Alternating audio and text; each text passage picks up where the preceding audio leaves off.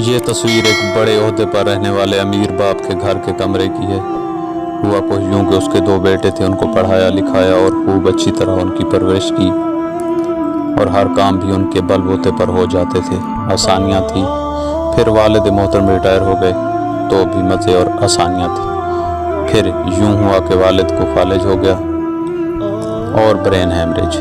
बच्चों की शादियाँ हो गई तो उन्होंने बाप को एक अलग कमरे में रख दिया और उसकी देखभाल के लिए नौकर रख दिया और 2-3 माह के लिए बाहर चले गए। वालदा का तो इंतकाल हो चुका था। एक नौकर को उन्होंने पीछे छोड़ दिया और बाकी कमरों को ताले लगा कर चले गए और इसी कमरे की चाबी उस नौकर को दी जिस कमरे में वालिद साहब थे। बेटू ने उन्हें कहा कि ख्याल रखना, हम 2-3 महीने बाद आएंगे।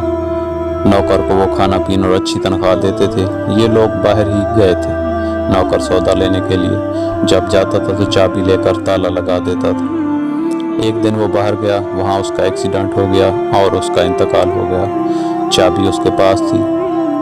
बच्चे बाहर थे, वो समझ रहे थे कि नौकर ख्याल कर रहे हैं, सब खैरियत होगी, वो मुतमैन थे। जब 3 महीने बाद वापस लौटे तो देखा कि घर का हाल तो कुछ और ही है, ताला बंद है।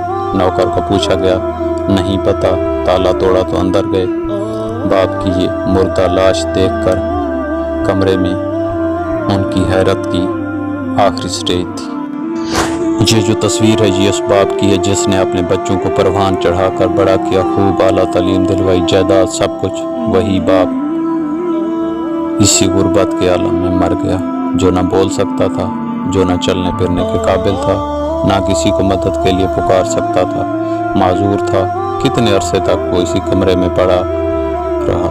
अल्लाह हम सबको नेक व सालेह और वालिदैन के हकूक़ पर अमल पैरा होने वाली औलाद नसीब फरमाए और हमें भी अपने वालिदैन का फर्मा बरदार बना दे। आमीन।